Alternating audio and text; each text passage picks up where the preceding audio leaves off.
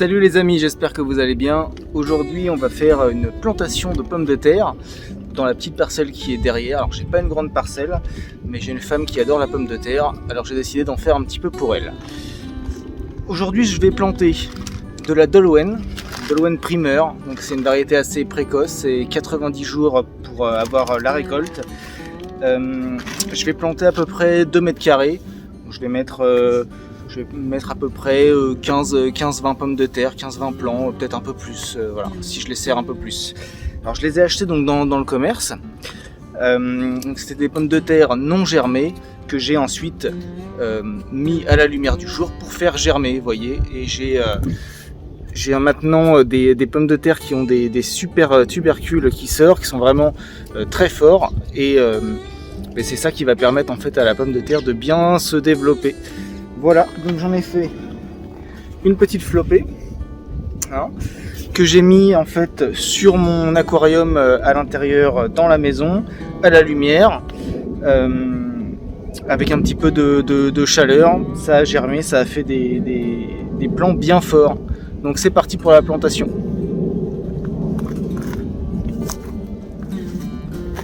J'ai dû mettre un petit grillage là parce que avec les poules sinon ça arrêtait pas, de venir. Oui, bonjour mon chien.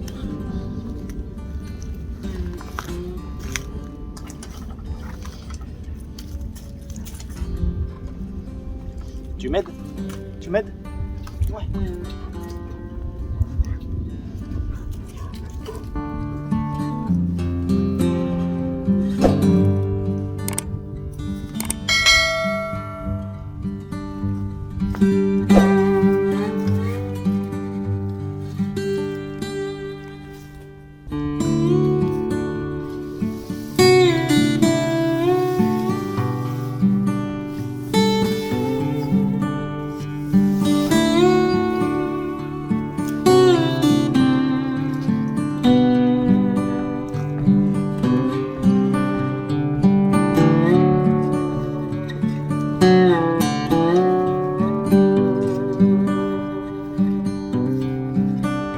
Alors du coup ce que j'ai fait c'est que j'ai commencé par dépailler mon sol. Je vais planter les pommes de terre à peu près entre 5 et 8 cm de profondeur sous terre, et dessus je remettrai de la paille. Je mettrai une faible quantité dans un premier temps de paille pour permettre à la pomme de terre de pousser, de se développer, et au fur et à mesure de sa croissance je vais remettre de la paille pour buter avec aussi des tontes de pelouse, et ça va permettre aux pommes de terre de bien se développer avec vraiment un maximum d'azote. Allez, c'est parti. Alors, vous voyez, donc là du coup, une fois mon sol découvert, on s'aperçoit que depuis le temps que je le travaille, bon alors il y a plein de choses qui poussent dedans, parce que là de base il y avait un plant de menthe sauvage. Quand j'ai créé le potager, j'ai décidé de ne pas l'enlever parce que ça me plaît d'avoir de la menthe qui pousse un peu partout, parce que clairement on est totalement fan des moritos. Et alors après voilà, j'ai déversé plein de choses en fait dedans, et il y a des restes même d'anciens pots. C'est pour ça que là il y a des billes d'argile par exemple dedans. Bon c'est pas dérangeant, vous voyez.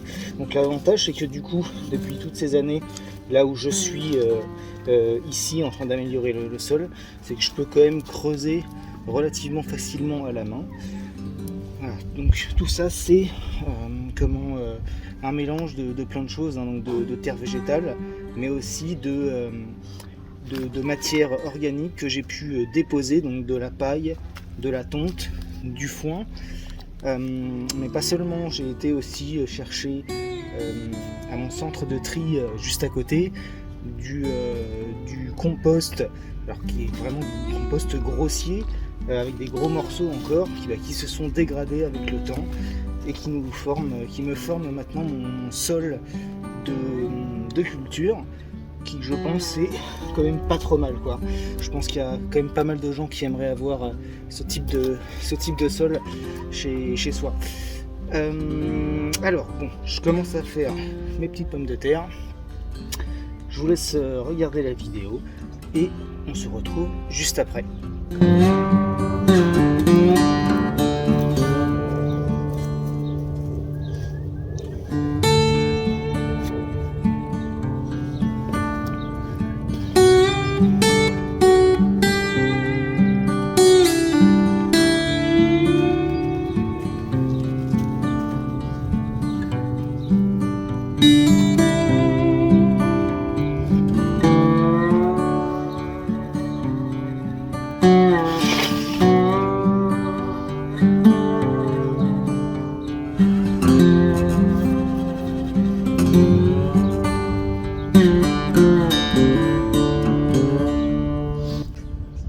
voilà, donc là du coup j'ai placé mes 28 plants de pommes de terre, donc que j'ai mis à peu près, on va dire pour les moins enterrés à 5 cm, les plus enterrés aux alentours de 10 cm. Donc les sols où c'était les endroits les plus souples, voilà, j'ai creusé jusqu'à 10.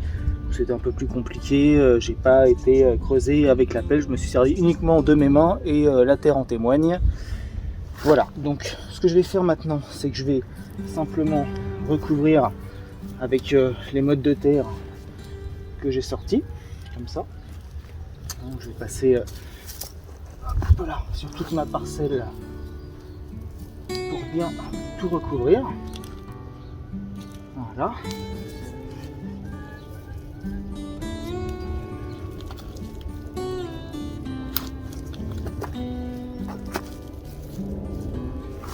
Une fois que j'aurai fait ça, ce que je vais faire, c'est reprendre de la paille et mettre à peu près 10 cm de paille par-dessus. Et ensuite, comme je vous l'ai dit juste avant, j'apporterai au fur et à mesure que les pommes de terre montent du foin, de la paille, de la tonte, voilà, plein de matière pour permettre à la tige de former de nouveaux tubercules.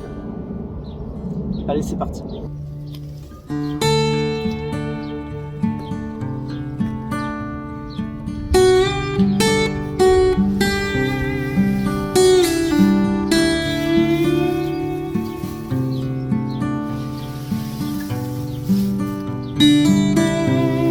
Ça y est les amis, j'ai recouvert de paille, donc à peu près 10 cm, que j'ai pas compacté, que vraiment j'ai mis comme ça à la volée.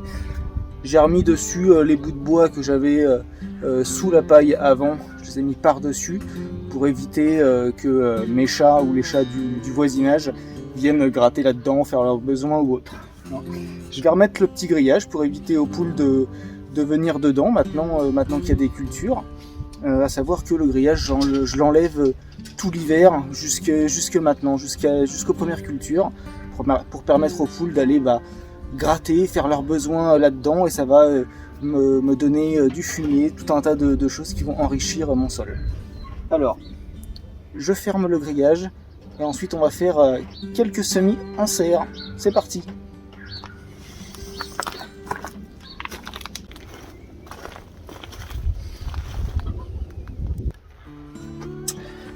Alors les amis, nous voilà dans la serre. Je vais commencer par donner un petit coup d'eau à ce qui en a le plus besoin. Après, je fais un petit coup de propre sur l'établi.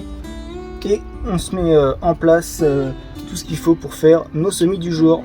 C'est parti. Alors donc ça c'est un avocat, comme celui-ci. Voilà, 2 avocats qui ont passé l'année sous serre, même l'hiver. Voilà, donc ils sont vraiment en pleine forme. Bon, ça c'est un oignon, je me suis amusé à mettre un oignon dans un godet alors que j'ai fait tous mes oignons, toutes mes plantations directement en extérieur. Ça c'est une laitue que je vais aller planter, que je vais mettre au potager juste après. Là. Ça c'est le persil géant qu'on avait fait lors de la toute première vidéo sur le potager. Si j'y pense, je vais vous mettre une fiche. Normalement, c'est en haut à droite de votre écran. Voilà, pour vous ramener à la première vidéo sur les semis de 2022. Écoutez, c'est bien sorti, je suis content. Passer un petit coup d'eau et après, dans très peu de temps maintenant, je vais les repiquer dans un pot un peu plus gros. Et ensuite, j'irai les mettre sur une parcelle de plantes aromatiques.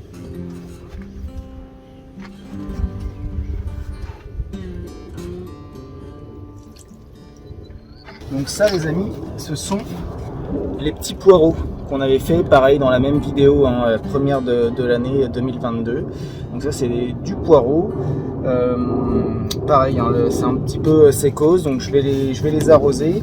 Alors vu que mon bac ici est percé, il y a des trous pour pas avoir trop d'eau au fond, je vais mettre un petit bac non percé pour pouvoir faire en sorte d'avoir toujours un petit peu d'eau qui traîne dans le fond pour que les racines puissent être bien hydratées.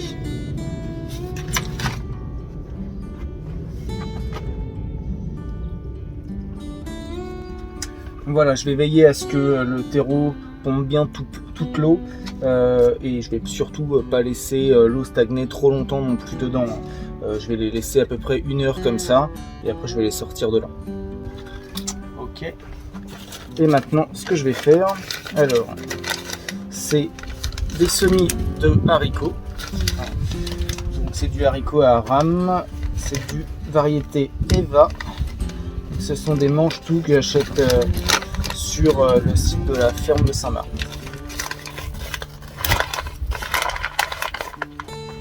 Je vais vous montrer une graine, si ça veut bien faire le point, dans mes mains pleines de terre. Non, ça veut pas. Ça veut pas. Bon, on va faire ça comme ça. Vous voyez, donc c'est tout petit. Hein, ça fait à peu près 1 cm de long. Et donc c'est du haricot plat. Du haricot plat qu'on peut cueillir ou alors très jeune. C'est là où il est le meilleur. On peut le faire sauter à la poêle, à l'eau avec une noix de beurre. C'est vraiment super. Ou alors un petit peu plus épais. Bon, là par contre il faudra peut-être enlever les fils pour éviter d'en avoir de trop dans l'assiette, hein, et à couper ça en tout petits bouts. Alors, donc là je vais faire grimper ça sur mon support que j'ai fait l'année dernière avec du treillis soudé, qu'on utilise pour les fondations des maisons ou autres. J'ai à peu près 2,20 m linéaire de structure. Je vais en mettre tous les 10-15 cm. Donc je vais partir sur à peu près 18 ou 20 plants. Voilà, si j'en ai trop, j'en mettrai ailleurs aussi dans le jardin. Là j'ai rempli du coup tous les godets. Maintenant ce que je vais faire, c'est mettre dans chaque godet comme ça 1, 2 et 3 graines, 3 haricots pour faire des petits poquets en fait qui vont ensuite s'entortiller autour du support, grimper et me donner de la nourriture. Donc je vais vous éviter de remplir tout ça. Par contre j'ai déjà préparé en amont quelques plants, hein, une dizaine. Donc je vais vous montrer ce que ça donne en l'espace de ça doit faire à peu près 3-4 semaines que j'ai fait ça sous serre.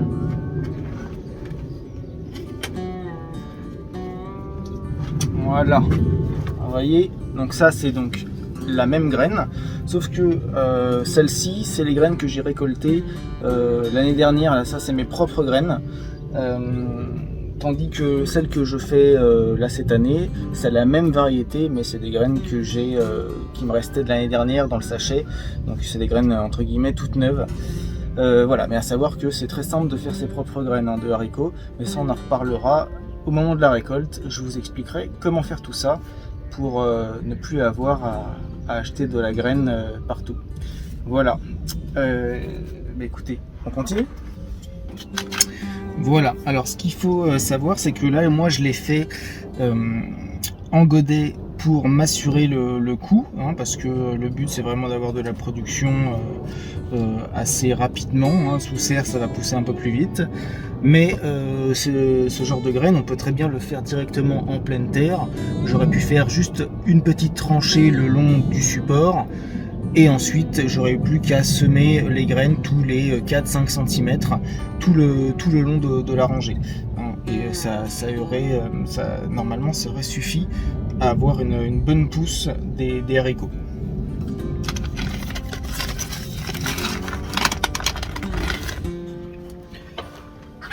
Il me reste plus qu'à arroser et ensuite à laisser faire le temps, et dans d'autres vidéos on viendra voir la croissance, si tout a bien germé, et ensuite on verra directement la plantation au potager.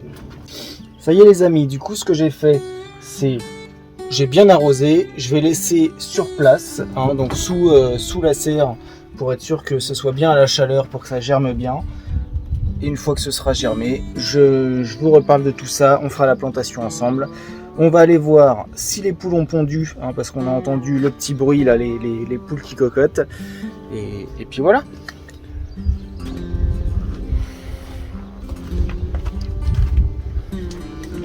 Ah bah oui, effectivement. Alors, là il y a 2 œufs. Vous voyez, hop là. Donc, j'en ai 3, mais en fait ça, c'est un faux. Celui-ci, le foncé. Et les 2 plus blancs là, ce sont donc les œufs qui viennent d'être pondus par mes poules. Voilà. Alors.